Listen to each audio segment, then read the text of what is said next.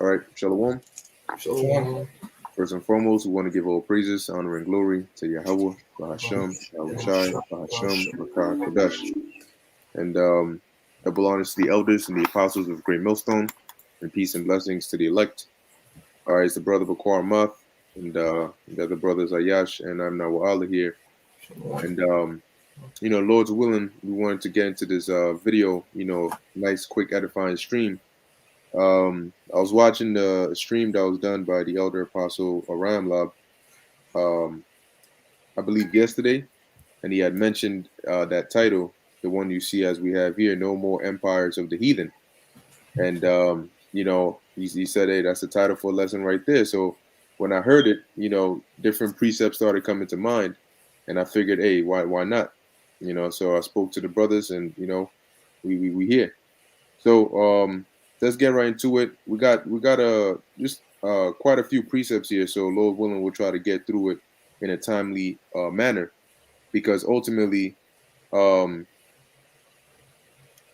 this that is where the climax and prophecy is going to lead to.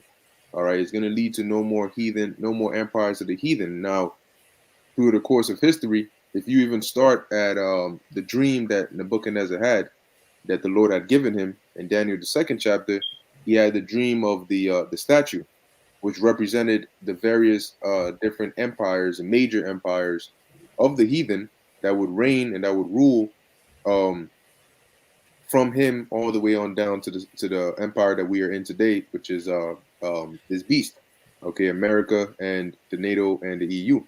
All right. And so you had the Babylonians, you had the Assyrians, you had the Medes, the Persians, the Greeks, the Romans, all right, all the way up until now. And ultimately, that's all going to be ended. And there's a reason why the feet, right, the feet of it were the iron mixed with miry clay, which represents this system today. Like I said, um, the NATO, the EU, and America. And actually, yeah, that's good that you brought that up. Now, I believe when you go down all the way to about close to the last verse, it talks about the stone that was cut out without hands to that came and smashed the image upon his feet. Mm-hmm. See if you can find that. It's right around the last verse. All right. Matter of fact, really, you can start at verse 44. Yeah. All right. Daniel 2, verse 44 says, "And in the days of these kings shall the God of heaven set up a kingdom which shall never be destroyed, and the kingdom shall not be left to other people, but Mm-hmm. it shall break in pieces and consume all these kingdoms, and it shall stand forever." So what does that mean? Now, that kingdom that the Lord is setting up is the kingdom of heaven, and it starts with the nation of Israel. So Ezekiel chapter 37 is an example of that, because the Lord setting up the kingdom in the days of these kings starts with us going out there and standing upon our feet and teaching. When you see brothers out there on the highways and byways, that is the beginning of it, because the scriptures say that the kingdom is really within us. We make the kingdom, you know and as it says, it's going to take over all these other kingdoms and break in pieces. So that's why there's going to be no more empires of the heathen when Yahweh Shai comes, because he is going to solidify the kingdom of heaven, all right, and set it up on earth as it is in heaven, and all these other nations are going to be under us. All right, it's not going to be any nations that are going to try to come against us or go back and forth or anything of that sort. All right. You got anything I want to add to that? I can continue on the precept. Yeah, actually um go down to about where it talks about the stone. Yeah, it's right here, Oh, 45. okay, all right. Mm-hmm. For as much as thou saw the stone was cut out of the mountain without hands, and it brake in pieces the iron, the brass, the clay, the silver, and the gold, Mm-hmm. and the great God has made known to the king what shall come to pass hereafter. Mm-hmm. And the dream is certain, and the interpretation thereof sure. There you go. So the interpretation thereof is sure, meaning that this is going to happen. All right, Slock, if you go back down again, so I could just Oh reread yeah. that again. Right. So it mentions about the stone that was cut out without hands, which is ultimately dealing with Yahushua, Con. because he is going to be the known as the chief cornerstone he is going to be the one that's going to usher this in by defeating, all right, these kingdoms. It's going to start with the beast, but all these other kingdoms as well, they're going to be taken down with it. God. Okay, so we could get into the ones we have, I believe, with Daniel 7. God. This is Daniel chapter 7, starting from verse 13. Mm-hmm. It says, I saw the night visions, and behold, one like the Son of Man came with the clouds of heaven, and came to the Ancient of Days, and they brought him near before him. Yep. And there was given him dominion and glory, and a kingdom, that all people, nations, and languages should serve him. Mm-hmm. His Now, dominion. as this is a vision dealing with Yahweh Shai. All right. And as it says here, and there was given him dominion and glory and a kingdom. So now, how did Yahushua get that dominion and glory and kingdom? By the sacrifice that he made. And that's why he told Pontius Pilate, this basically said, this is not my kingdom. If this were my kingdom, my servants would fight. Right. But when is his kingdom coming? Because he's already been given the authority, okay, and the power. He just has to wait till the Lord gives him that go ahead, all right, to come down and enact. There you go.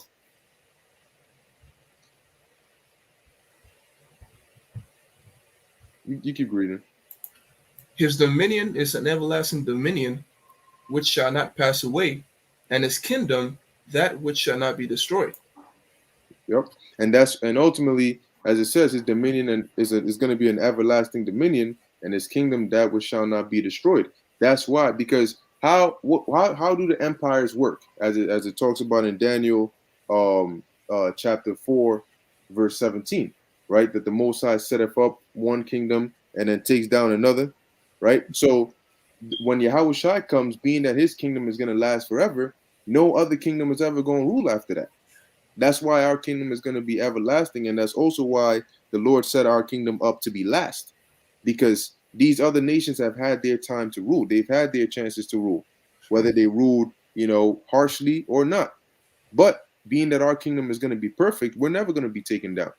And so no other nation is going to get the opportunity to rise up into power ever again. Okay? I believe there is a bit more when you're going down about the Yeah, I'm trying to find it. As for the heathens, their kingdom was taken away from them, right? Yep. Is that what you're looking for? Actually, the part where it talks about the saints shall take the kingdom and possess the kingdom. There we go. Verse Psalms 149. No, right here. Daniel 7:22. Until the Ancient of Days. Yep. Right.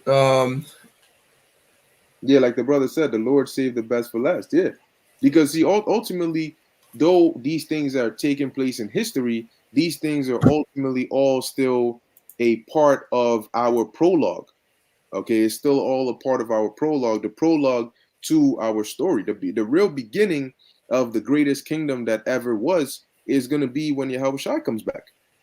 And the kingdom of heaven is going to be eternal. And because of that, we're going to look back at, this time period, the time from Adam all the way on down to the first Adam to the last Adam. And we're going to read that like how when you're watching a certain movie, for example, they show you in a lot of like these ancient movies, they'll have like the scroll in the background, and they'll have like the Chinese bamboo flute music.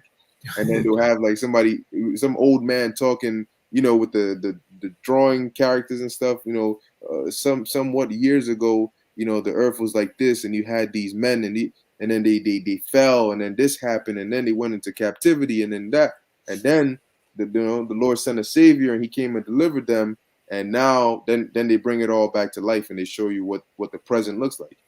But that's how it's going to be like for us, right? The present, this real story is going to begin in the kingdom, because there's going to be no limit or no bounds upon the growth, and the things that we're going to come up with and invent. We're gonna completely revolutionize living. We're gonna show all of existence how life is supposed to be lived. Right now, we just survive, but the Most High didn't create us to survive. The scriptures say that He made man to be immortal, dealing with the Israelite man. So not to be immortal slaves. The scriptures say, is Jacob a homeborn slave? What you got? I was just gonna bring out that precept you're looking for. Yeah, go ahead. Daniel 7 verse 18, it says, "But the saints of the Most High shall take the kingdom and possess the kingdom forever, even Mm-hmm. forever and ever." And you jump down to verse 22, it says, "Until the Ancient of Days come, the judgment was given to the saints of the Most High, and the time came that the saints possessed the kingdom." And that's why ultimately Yahushua said what? He comes with his reward to give every man as his work shall be. So the judgment is going to be a reward either of destruction or a reward of salvation. All right. And so that judgment, when ultimately, because see, the Most High is long suffering and he is the ultimate judge. So he's going to give that sentence, and that sentence is going to be executed by Yahushua along with the nation of Israel, starting with the elect. And that's why the scriptures say, "Thou art my battle axe and weapons of war. With Mhm. thee will I break in pieces the horse and his rider." And then it goes on and it goes on and it goes on. What else you got? Back it up, 149, Psalms chapter 149, starting from verse 5. Starting from verse 4 says, "For the Lord God taketh pleasure in his people. He will Mm-hmm, beautify the meek with salvation. mm-hmm. Let the saints be joyful in glory. Let them sing out loud upon their beds. Let the high praises of God be in their mouth, and a two-edged sword in their hand, to execute vengeance upon the heathens, and punishment upon the people, to bind their kings with chains, and their nobles with fetters of iron, to execute upon them the judgment written. This honor have all his saints. Praise ye the Lord." You got it. Yeah, just to back it up, like the Israel is the battle axe of Yahweh Shem Yahshai, and seeing as how these kingdoms will come to pass, he has made it fitting for us to be what the vessel, the vessel that he bestows his powers upon, under Yahweh Shai to take down these kingdoms. That's right. That's right. Um, so okay, the next one we had was Revelation 1, right? God. Because remember in Daniel 7, we just read that it says that to Yahushua was given glory and power and dominion and principalities and pretty much all of that. So that's why when you go to Revelation, the first chapter and the seventh verse, like we're gonna get, it tells you that what? Actually, I'll wait till you get it and then we'll speak on it. Wait, Slakia. So I'll say Revelation, the first chapter. Oh, yeah, yeah. We already Mm-hmm. had. Con. So Revelation chapter 1, verse 7, it says, "Behold, he cometh with clouds, and every eye shall see him. They also which pierced him, and all kindreds of the earth shall wail because of him, even so among." So that power, remember that power and that glory and the dominion that Yahushua was given, and the vision that Daniel saw, that is the same power he's gonna come with when he comes with the clouds, and he comes with the thousands of heaven to subdue the earth and to take, right, to take the earth. There's going to be a takeover. And right now, of course, the beast is in ruler in power right now, but you still have these other nations that still have their mini rulerships. You have the Elamites, you have other Edomites like the Russians, right? You have these Ishmaelites, okay, and they all have they're like the kings of the earth, and they all have their rulers and rulerships as well. But when Yahushua comes, that's all going to be done away with, because you could go to the east and they'll be living a different kind of life than when you come over here to the west. Uh, But during the time of Yahushua, that's not going to be. It's everybody's going to be on the same level. It ain't going to be multiple religions, multiple beliefs. mhm. That's a whole bunch of confusion. It's going to be one way, and that's going to be the right way. All right, and that's why it says here, all the it says here, all the kindreds of the earth shall wail because of him, even so among. Why? Because the Lord is coming to bring punishments and judgment to set people in order. Okay? And the works of the world are evil, so the destruction is what needs to come. That's why they're gonna wail. You got it. Yeah. I think somebody posted a precept. Mm-hmm. So, and I will execute Micah chapter 5, verse 15, and I will execute vengeance in anger and fury upon the heathen, such as they have not heard. And just bringing this up because this is also, I guess, reinforcing the whole truth of this God-forsaken kingdom coming down. And it's gonna come down through the what? Through the destruction, which is fueled by the anger, right, and the vengeance of Yahweh Bashim Yahushai. Right. That's right. Okay. All right. So we can go to hit that in Second Esdras, because now we dealt with the power the Lord has been given. We dealt with him coming with the clouds, but now how is he going to come with the clouds, and what is he going to do? Why does it say that all the tribes wailed because of him? Well, we're going to read that. Right. Second Ezra chapter 13, starting from verse 1. It says, "And it came to pass after 7 days, I dreamed a dream by night. Mm-hmm. And lo, there arose a wind from the sea, that it moved all the waves thereof." Right, because at this time, Ezra had separated from the congregation, and he went to like a field area where the Lord had sent the angel Uriel to him in order to explain and reveal certain things onto him. And so he was told to fast 7 days, and then he would get this vision, and then 7 days, and then he would be, the angel would come back to him and talk with him. And so that's what's going on. That's why he said after 7 days, right? He dreamed the dream by night, and he saw this vision right here. So Ezra the Lord revealed a lot of great mysteries to Ezra, you know. "And I beheld, and lo, that man waxed strong with the thousands of heaven.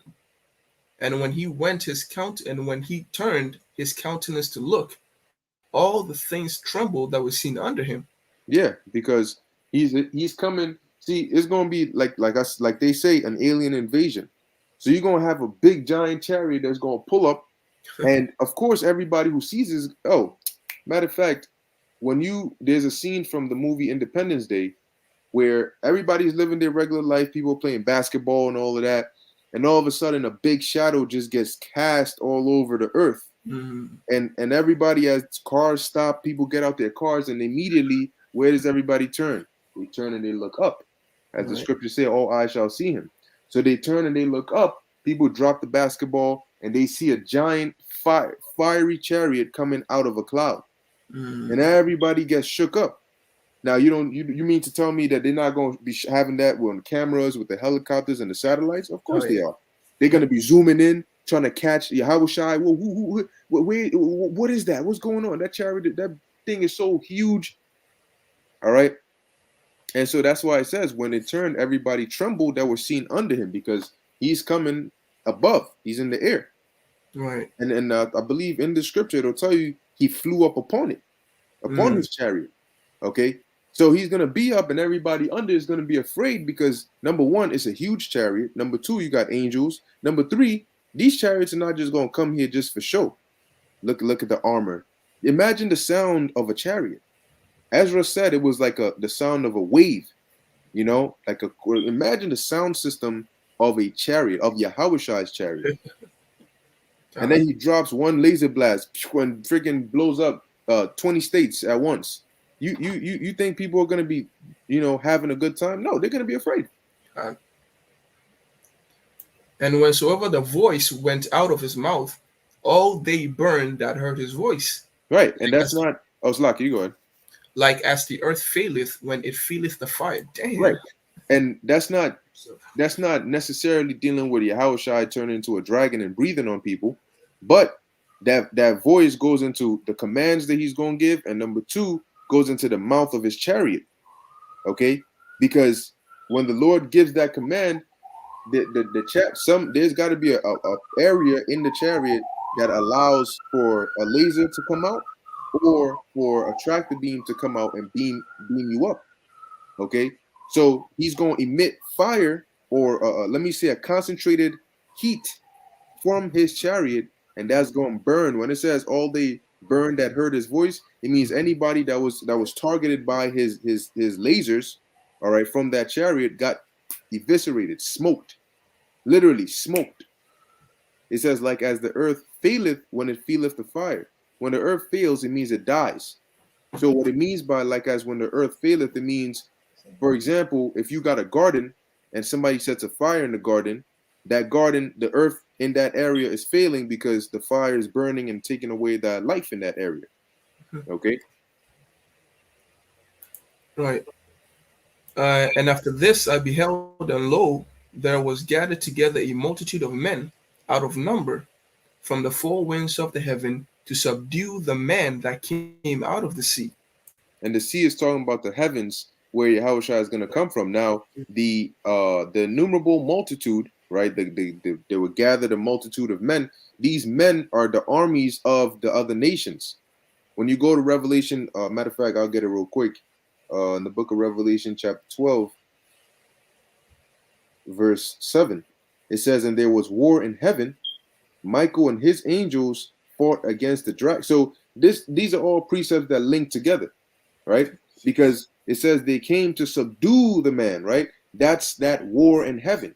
That's that one realm against another.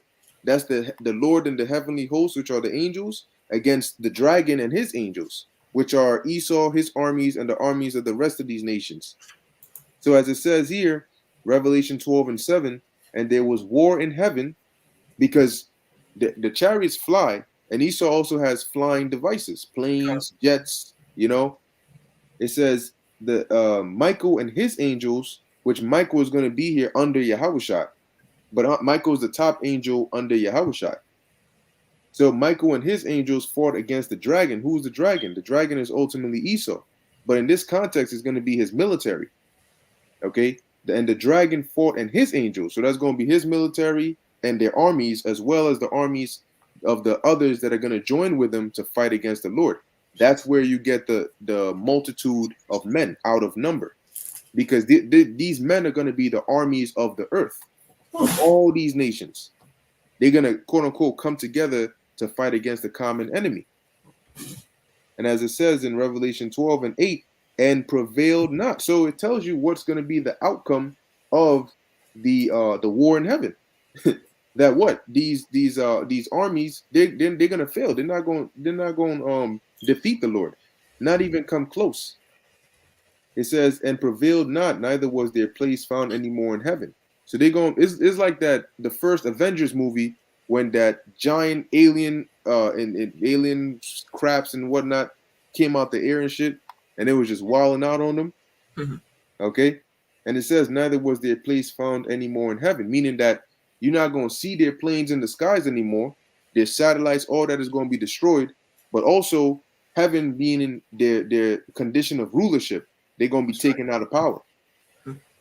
It says, and the dragon was and the great dragon was cast out, that old serpent called the devil and Satan. It's all talking about the same person at the end of the day, which is Esau, Edom. Right. Which deceiveth the whole world. He was cast out into the earth, and his angels were cast out with him, meaning that they were now brought down into subjection, into servitude, into captivity. All right, and all of them with them, meaning them, their people, their armies, their heathens, the heathens, all of them. So they're going to be in captivity for 1,000 years, and they're going to remain tributary unto us. Con, you can bring that precept. Yeah. I got a precept. Mm-hmm. This is Habakkuk chapter 3, verse 4. And his brightness was as the light. He had horns coming out of his hand, and there was the hiding of his power. All right, you can break it. Bring it out on the screen. Salakia. Mm-hmm. Before him went the pestilence, and burning coals went forth at his feet. He stood and measured the earth. He beheld and drove asunder the nations. Right, And now the mountains were scattered. Go back up to where you started. Start up actually at hold on 1 second. Yeah, you could start up at verse at 1. 2. Okay, verse 2. All right. This is Habakkuk chapter 3 and 2. O Lord, I have heard thy speech and was afraid.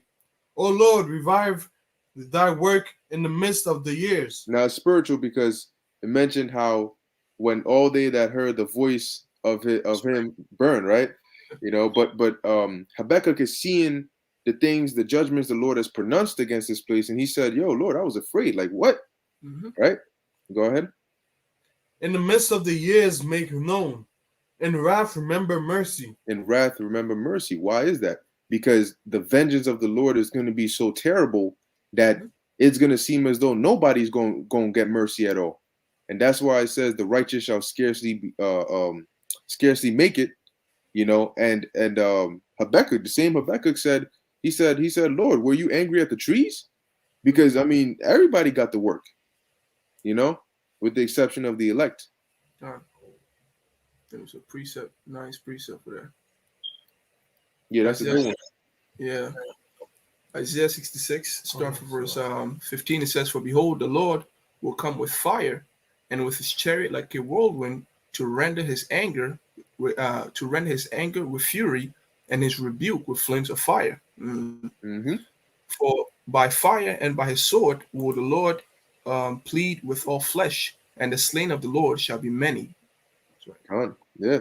Yep. So when you go into the word plead, it's not like you think of typically when you plead with somebody, you're pleading your case, you're almost like begging. The Lord is not going to come and beg people. Plead meaning he's going to judge them.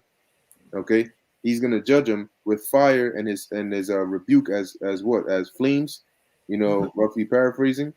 So why are they going to be rebuked? Because their works are evil, and that's why they're going to wail because of him. That's right. Right? Yeah. All right.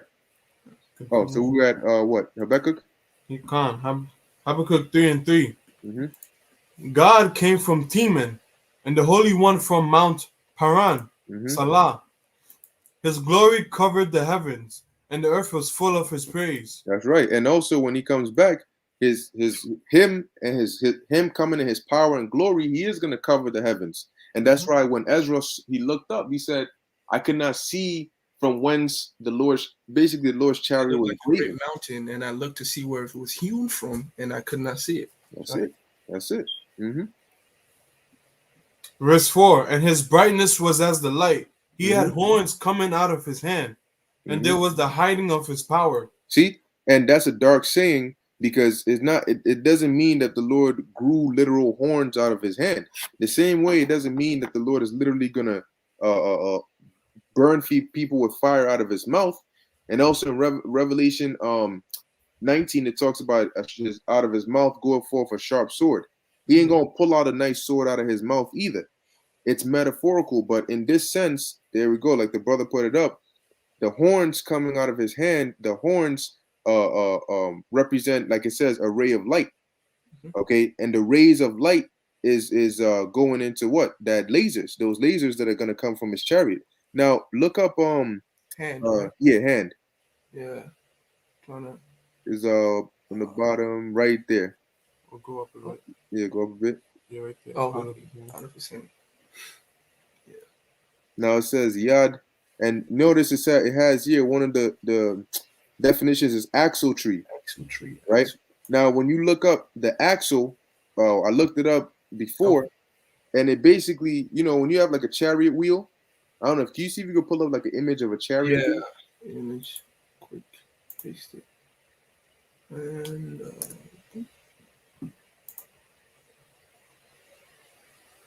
all right, now that one's good. You can go up. Yeah, boom. Oh, yeah, I was just gonna put chariot.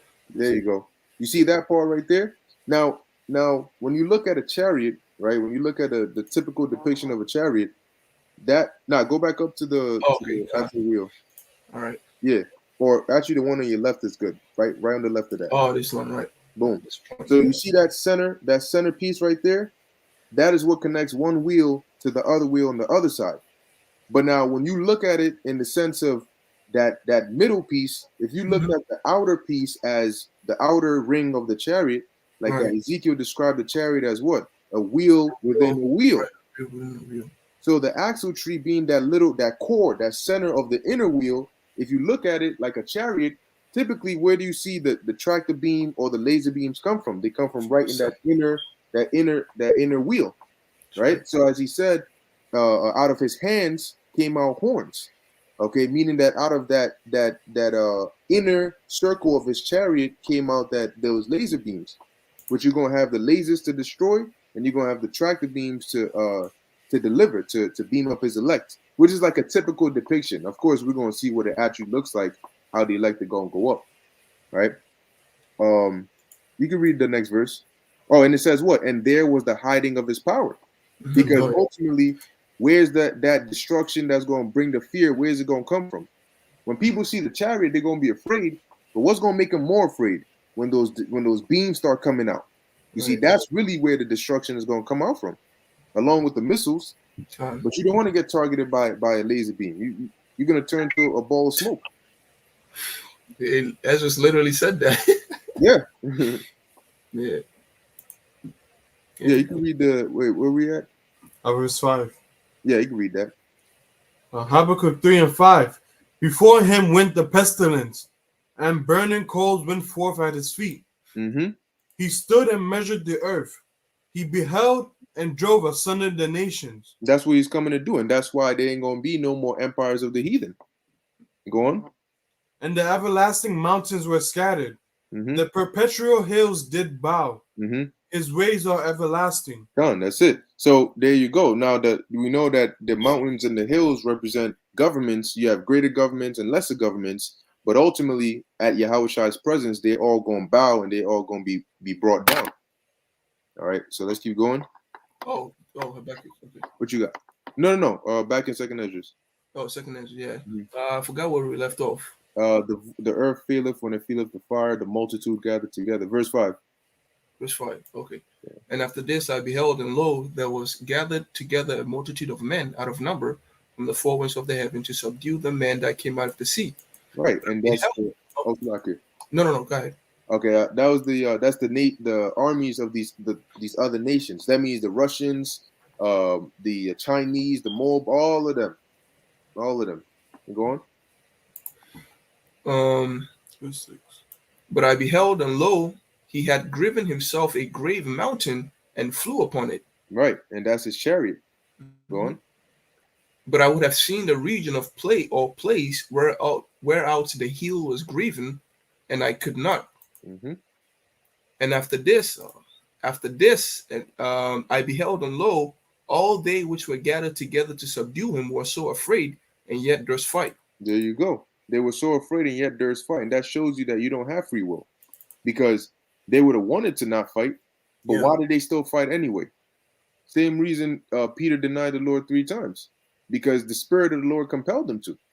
You may, Apostle Hart gave the example. You may be saying, you know what, F it, I'll die for my country. You get into the Edomite spirit and shit, and they get in the fighter jets, and they go on full speed, and the angel just pops right in front of them with a scary ass face and shit, ready for war. And then they try to bust the U-turn and turn the plane around. The angel like, nah, nigga, come right here. Boom. You know what I'm saying? I'm gonna crush your ass today. You know, because if you go head on with a chariot, my man, the chariot. There was a video of them shooting missiles at chariots in the air, and they ain't do nothing. Mm-hmm. The smoke cleared, the chariot was still in the same position. Damn. So what you think is gonna happen to you when you run straight forward and meet in a fighter jet against a chariot? That's like if a toddler ran full speed against 100 mile an hour. What's that truck to trailer? You know, that thing, he would be done. All right. Verse 9. And lo, as he saw the violence of the multitude that came, he neither lifted up his hand, nor held sword, nor any instrument of war. Why? Because when you have a war, when you're in war, if you see an enemy coming, what do? You reach for your sword if it's not already out, or you get into battle mode. But when Yahushua saw them coming, he ain't get into let me reach for my sword, or let me get into mode or defensive mode. No, he didn't do any of that. Unfazed. Yeah, he wasn't phased. Damn. But only I saw that he sent out of his mouth, as it has been, a blast of fire, and out of his lips a flaming breath, and out of his tongue he had cast out sparks and tempests. That's it. So that's going to be the horns. That is what it's comprised of. You're going to have a mixture of fire, of sparks and tempests. You're going to have all of that mixed in. So here it is. You're getting hit with a laser beam, and you don't know whether you're getting shocked or burned. You just feel like a pain sensation. Shot burn. You know what I'm saying? At the same time, you don't know whether to shake or to scream, and you know what I'm saying? All you know is you're in the spirit world. You just turn into a puff of smoke. You know, you screaming and shit. The angel's like, yo, relax. You up here? Relax. Shut up.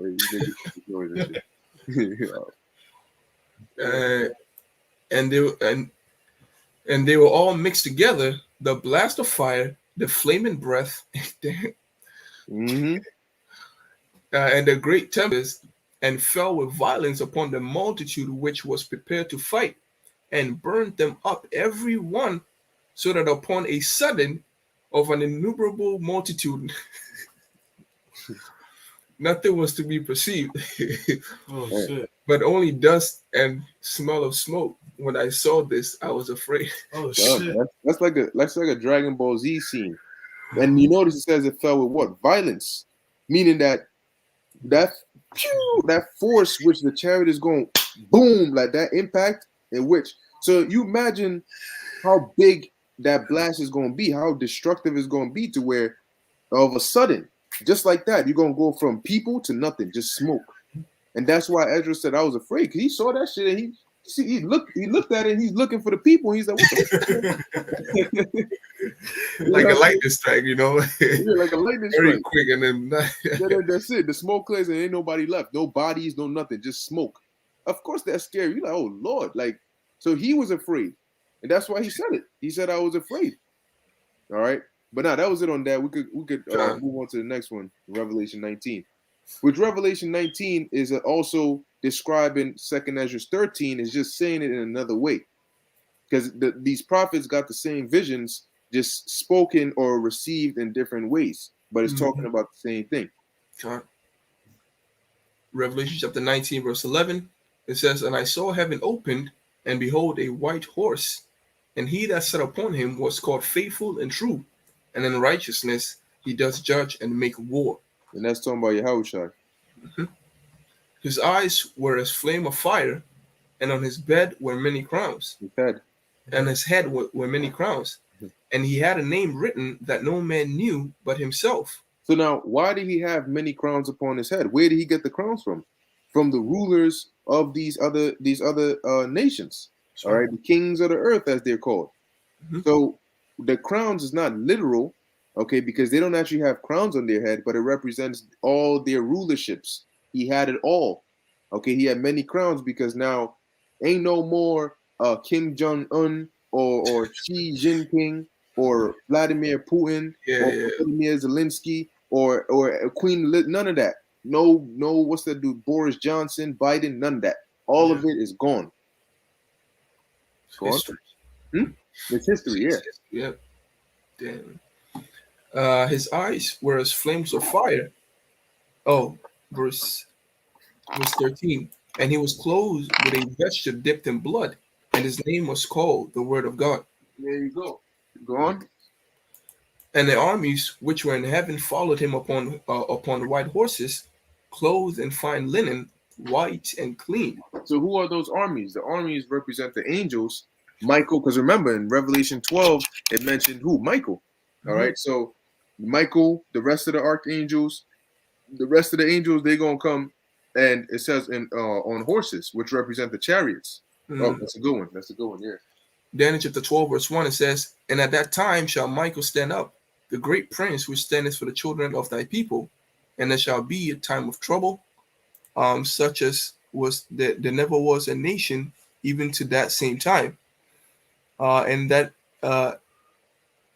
that time thy people shall be delivered, and everyone that shall be found written in the books." Like it. Now you good, So that's why it says at that time shall Michael stand up, because Yahushua is gonna come with Michael and the rest of the angels. And as we read in Revelation 12 and 7, because Yahushua is gonna be the top, but he's gonna be given the commands. And Michael being the head archangel under him, he'll be sort of like leading the charge, so to speak. Okay, and that's why you hear about Michael, but ultimately Yahushua is gonna be the one giving those commands. I think the brother had a precept. Okay. Trying to get it right now. It's just to reinforce Revelation 19 and 13. I mean, yeah. Isaiah 63 and 1. Yeah. Oh, you got it? So it's definitely going to be a heavy day, Yeah. Day. I got it. It says Isaiah chapter 63 and 1. Who is this that coming from Edom, with dyed garments from Basra? Is this that is glorious in his apparel, traveling in the greatness of his strength? That's right. So to back it up with verse 13, You know. Gone. Yeah, that's why he said. Oh, actually, I think if you keep going, he mentions about wherefore art thou red in thine apparel. That's why it says a vesture dipped in blood, because what color is blood? Red. Now it's metaphorical, meaning it represents how much killing the Lord is going to do. Right. Right. You want him to keep going, or no, it's fine. Keep going. all right. And he was clothed with a vesture dipped in blood, and his name was called the Word of God. And the armies which were in heaven followed him upon white horses, clothed in fine linen, white and clean. And out of his mouth goeth a sharp sword, that with it he should smite the nations, and he should rule them with a rod of iron. And he treadeth the winepress of the fierceness and the wrath of the Almighty God. Yeah, so that shows you it's talking about Yahushua, because it's also it links parallel with the precept the brother brought out earlier in Isaiah, I believe 63.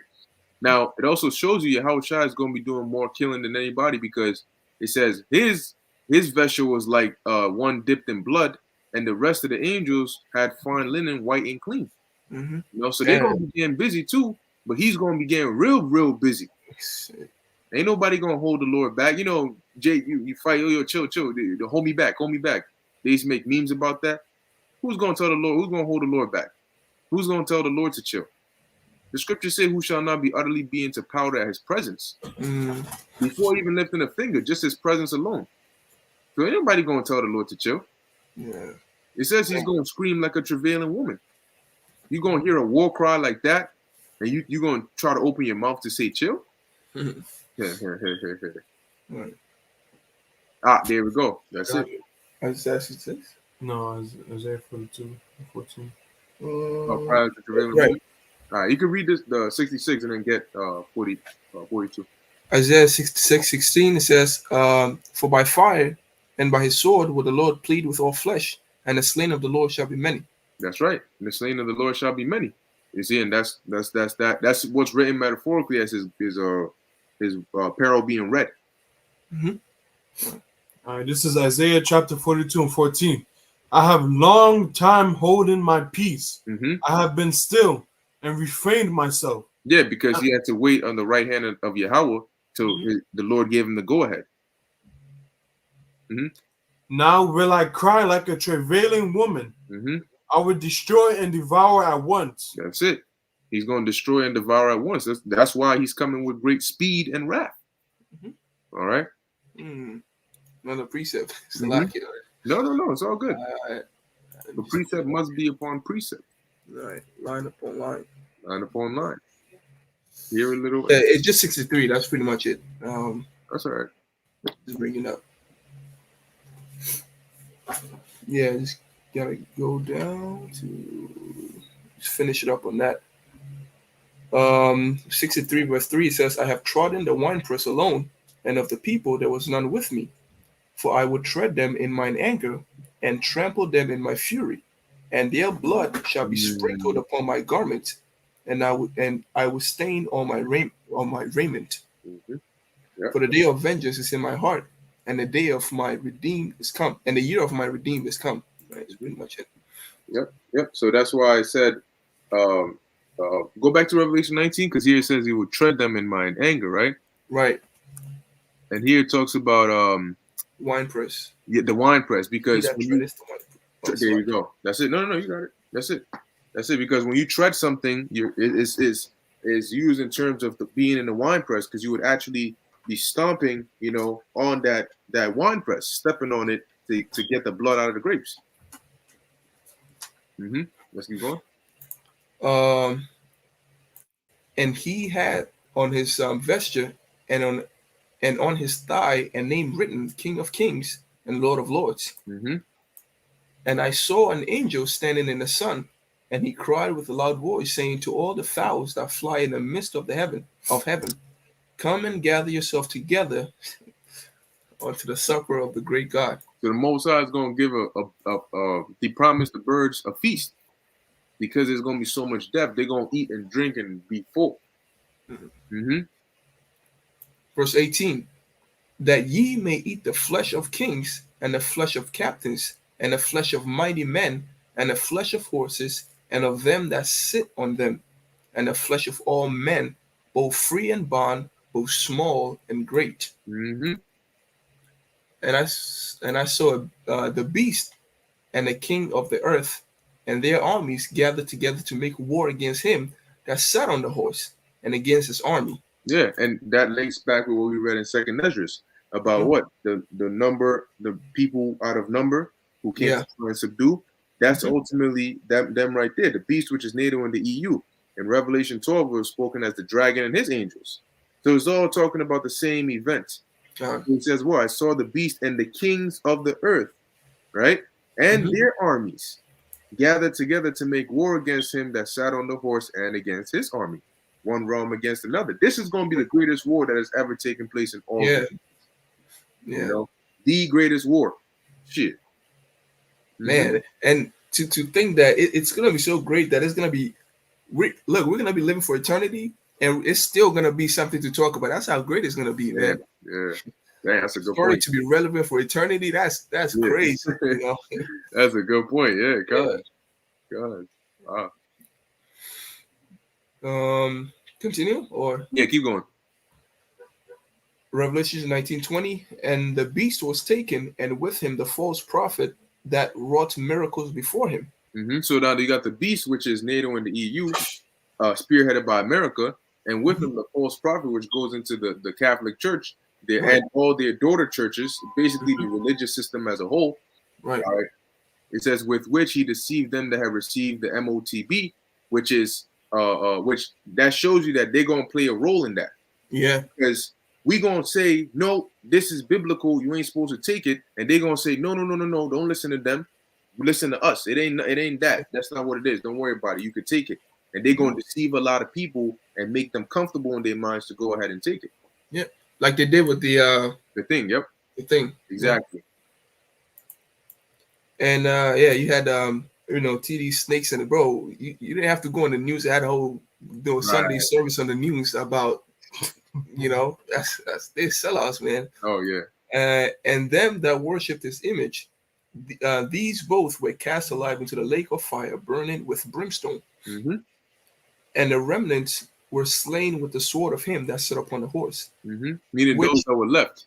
mhm, which sword proceedeth out of his mouth, and all the fowls were filled with their flesh. So now, when Yahushua comes, ultimately, this is what he's going to do.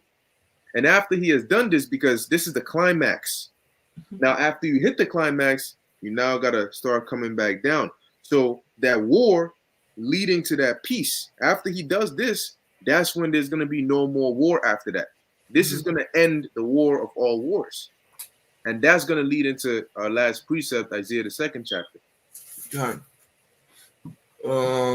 Isaiah chapter 2, starting from verse 1, it says, the word that Isaiah, the son of Amos, saw concerning Judah and Jerusalem. And it shall come to pass in the last days that the mountain of the Lord's house shall be established in the top of the mountains. So what is the mountain of the Lord's house? Ultimately, the kingdom of heaven, the government of Israel, Right. which is going to start with Yahweh, by Hashem Yahushai, and then the rest of the 144,000. Right. Okay? They're going to be the governing body. Okay, so the portion of the elect that's going to be the governing body is going to be the 144,000. All right, and the rest of the elect are still going to be in that high position because there's going to be order and rank in the kingdom. Right. You got it?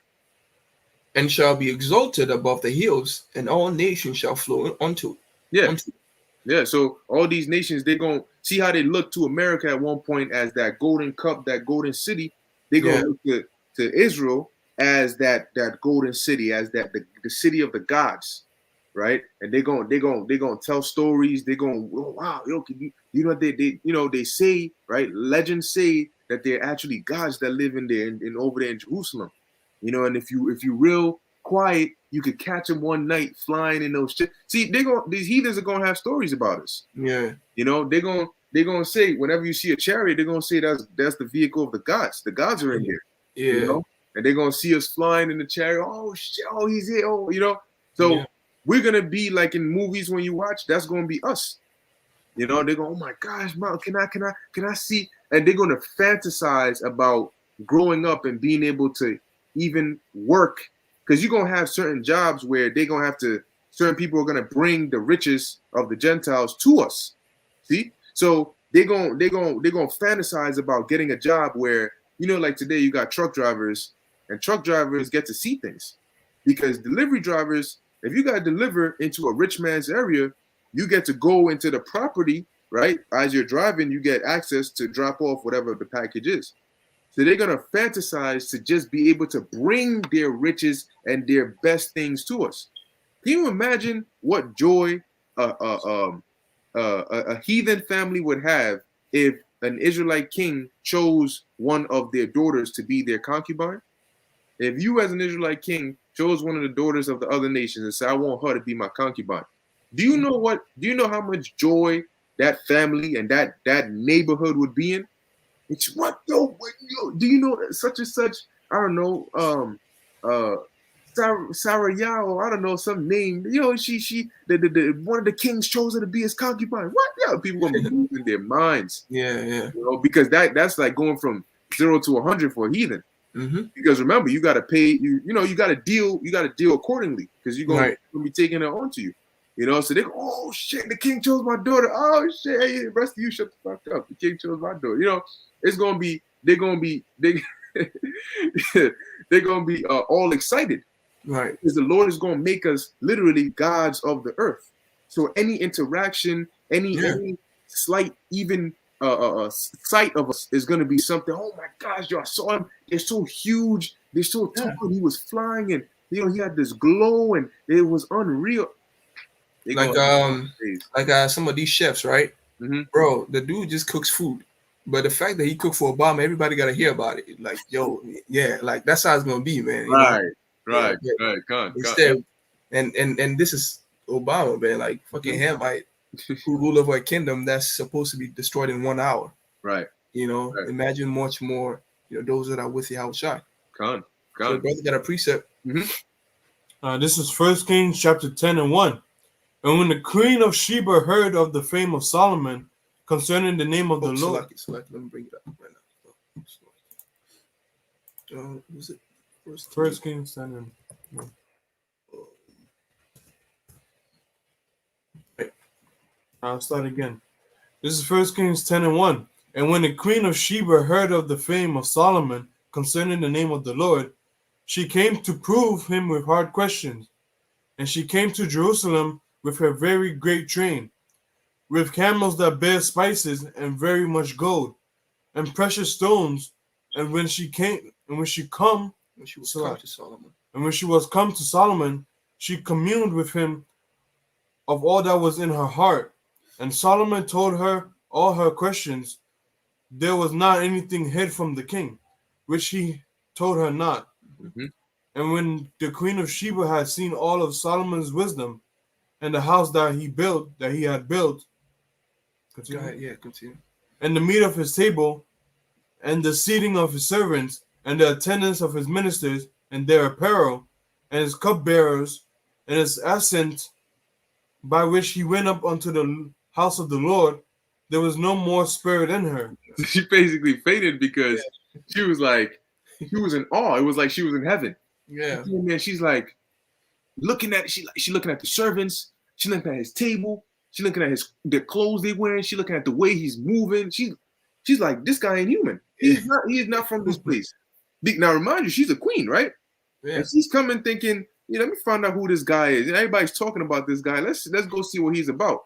But she came to prove him with hard questions, right? Is he just one of those? Let me find out. And she's hearing things that her brain can't even comprehend. You know, she's like, what the? You know what I'm saying? Like, what? How do you even give an answer like that? Yeah. She regrets even asking the question. Now she's all messed up. Yeah. And she's looking at all this and she's saying, like she basically feels like a peasant in his presence. Yeah. Queen. Yeah. She's like, that's a real, you want to talk about riches, you want to talk about real living? That right there, his cupbearers, people that just pour the wine and pour the drink for him alone. Can you imagine that? And that was King Solomon on earth.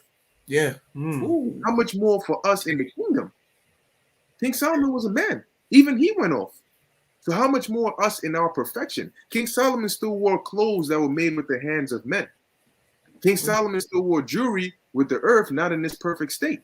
Yeah. You see? King Solomon was still a man. So how much more for us who are going to be made perfect? That's the thing. Perfect. We're going to have perfect knowledge, wisdom, and understanding, perfect bodies, perfect everything. You know, man, perfect. I mean, the technology that we're going to be using in the kingdom. Oh man, that's yeah. Forget this. We're going to be using spiritual tech. Yeah. One with like no side effect, like none. In order to use a car, the planet gotta die, nigga. What? Right. We don't use that technology, man. We're not gonna use the technology that use the environment, you know. Yeah. And I just wanted to add, like, the Queen of Sheba, like, brothers brought it up one time that kings and queens, they have a court. So you just know that she didn't just sit there and come up with questions. She had like a whole wise men of all over her country come and she brought those questions with her to Solomon, man. At least that's how I'm thinking about it, Yeah, no, that makes sense. That makes sense. Yeah. So you imagine all of that, and then now check this out. You got technology now that can do things that they couldn't do back then. Yeah. So how much more for the kingdom when we're going to have all eternity? You're going to have the minds of immortal gods who basically have almost infinite knowledge, and we're going to have infinite time to express and build on that infinite knowledge. And as time goes, technology advances, right? So imagine how much more advanced our kingdom will be in 1,000 years, in a million years, in 1 trillion years. We're gonna be doing things that completely impossible to even. That's why the scriptures say, "It is eyes have not seen, neither have ears heard, neither have they entered into the minds of men what the Most High has in store for us." If we saw the kingdom, if we had a vision of the kingdom 1 billion years from now, we wouldn't know what we were looking at. We would be so, our mind would overload because we wouldn't even begin to understand what the hell did I just see, or what the heaven did I just see, right? Yeah. Oh, okay. I think I read this somewhere that the number of like neurons in our brains that allows us to think is less than like the number of like stars and galaxies and planets. Everything there is to know about the universe, like your mind, your mind ain't it. Yeah, exactly, man. Yeah, we can't. We don't have enough to comprehend. Exactly. That's why it takes generations. Somebody gets a little bit, he writes it down, somebody continues upon it, and somebody continues upon it. Yeah. Hey, think about it right now. Even in one aspect, we can't even. Damn, man. In one aspect, let's say we're dealing with the scriptures, right? And we go into the history of certain things. Right. Man, even if you had 10,000 years to live, you couldn't grasp all the history contained in the pages of this book. Yeah. Right?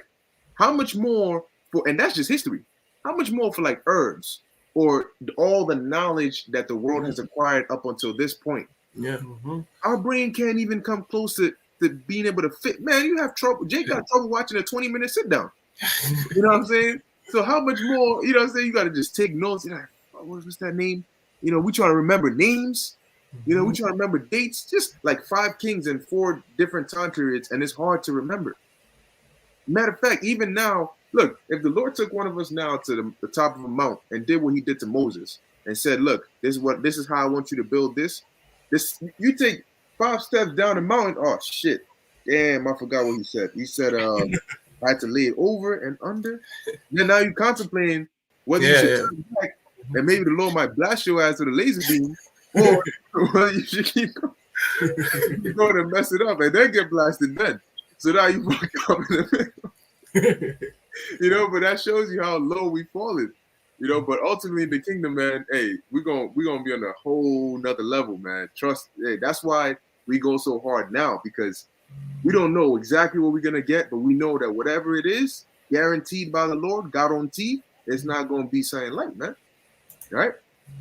Yeah. So let's finish off in before we read this will be the last precept. Let's finish in Isaiah 2nd chapter, I believe, verses. Yeah. And it shall come to pass in the last days that the mountain of the Lord's house shall be established in the top of the mountains, and shall be exalted above the hills, and all the nations shall flow onto it. Mhm. And many people shall go and say, Come ye, let us go up the mountain of the Lord, to the house of God of Jacob, and he will teach us of his ways, and we will walk in his path. For out of Zion shall go forth the law and the word of the God from Jerusalem. Mhm.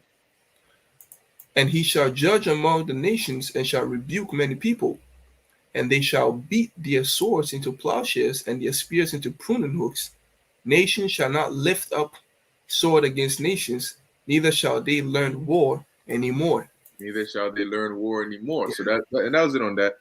That's gonna be the kingdom of everlasting peace. That's right. Everlasting. Not because you see, when you play a video game or when you watch a movie, you want action. You want war. You want because then the movie is boring and dull. That's Yeah, not how real life works. In real life, you don't want action and war all the time. No, in real life, you want peace is what you want. yeah, yeah. Be able to, the scenes that are boring in the movies, in real life, that's fun.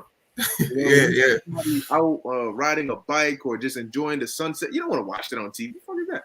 You know, I want to see you weaving and knocking somebody out when you shot his cousin and his pops find out and he catch you in the alley. You don't want to be in that situation in real life. Your heart's Yeah. gonna be being so loud you can't think.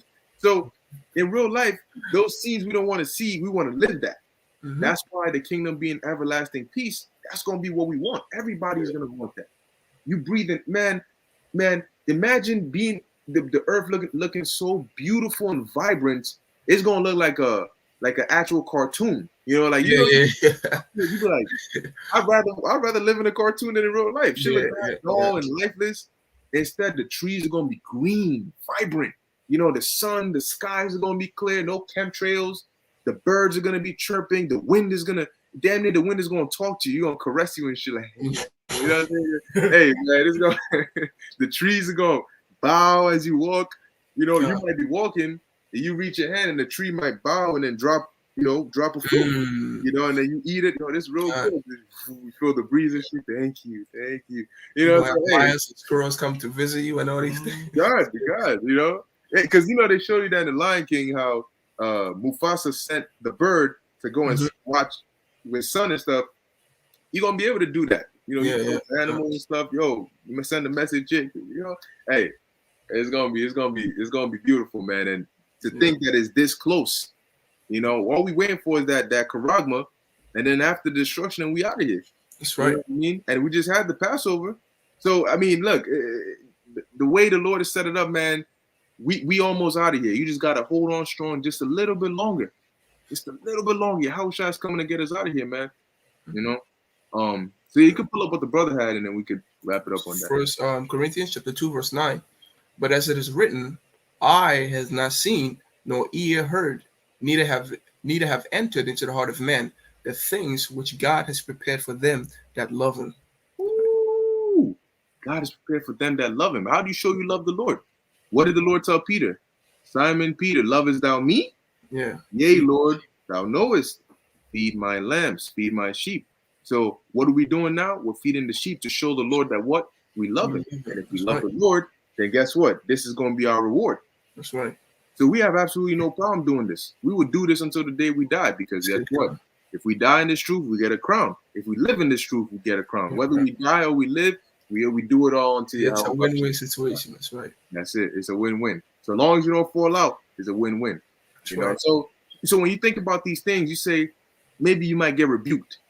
Think about it. You say, am I going to risk my salvation because I got butt hurt because I got rebuked? Mm. You know, or I did something wrong and I feel bad about it, or what? You got to think of the bigger picture. Yeah, You know yeah, what I mean? yeah. Always the bigger picture. Oh, I don't see eye to eye with a certain brother. Am I gonna risk my salvation because of that? Hell no. I'll be the bigger man. Yo, you stepped in my sneaker, hey bro, you can have the sneakers if you want. You know what I mean? Like whatever it is, because I'm thinking of the bigger picture. What the hell is a petty back and forth with a brother gonna do for you? You're gonna be there burning in hot missile heat, being missile food, thinking about how because I didn't hash out my problems with my brother, I'm burning my ass here while they up in the cherry getting their bodies changed. I'm getting my body changed all right, but not the way that I want. You got Into smoke. Hey, but that's it. Yeah, God.